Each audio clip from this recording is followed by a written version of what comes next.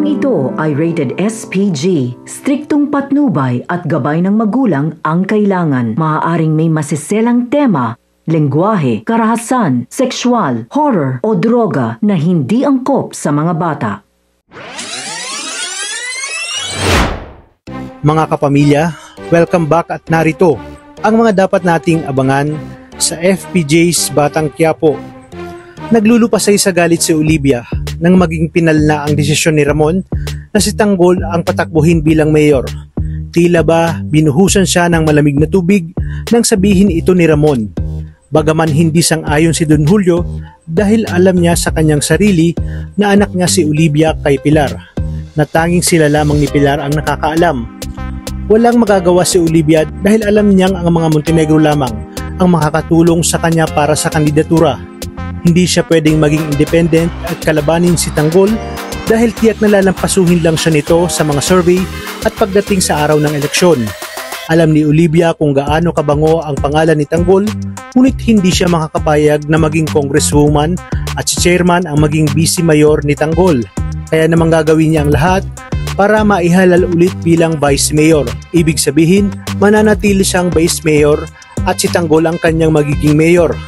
Kinakailangan umanong makadikit siya kay Tanggol at pag nasa posisyon na sila, isa kanya sisiraan si Tanggol para matanggal sa pwesto upang nang sa gayon, siya ang pumalit dito bilang mayor at matutupad lahat ng kanyang plano.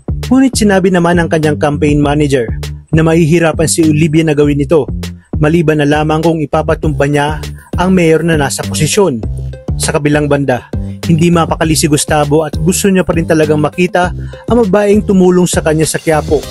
Kaya naman nababahala si Pilar at hindi siya mapakali na baka mag-cross muli ang landas ni Tinding at ni Gustavo. Alam kasi ni Pilar na hindi talaga siya minahal ni Gustavo dahil wala itong bukang bibig kundi si Matilde. Nagawa pa nga na ipamanan ni Gustavo lahat ng kanyang ari-arian para lang kay Tinding at sa magiging anak nito. Kaya naman kinakailangan umanong makuha na niya kay Tinding ang lahat ng mana bago niya ito ipatumba kasama ng anak nito. At bago ko nga malaman ni Gustavo na nasa Quiapo lang pala itong si Tinding.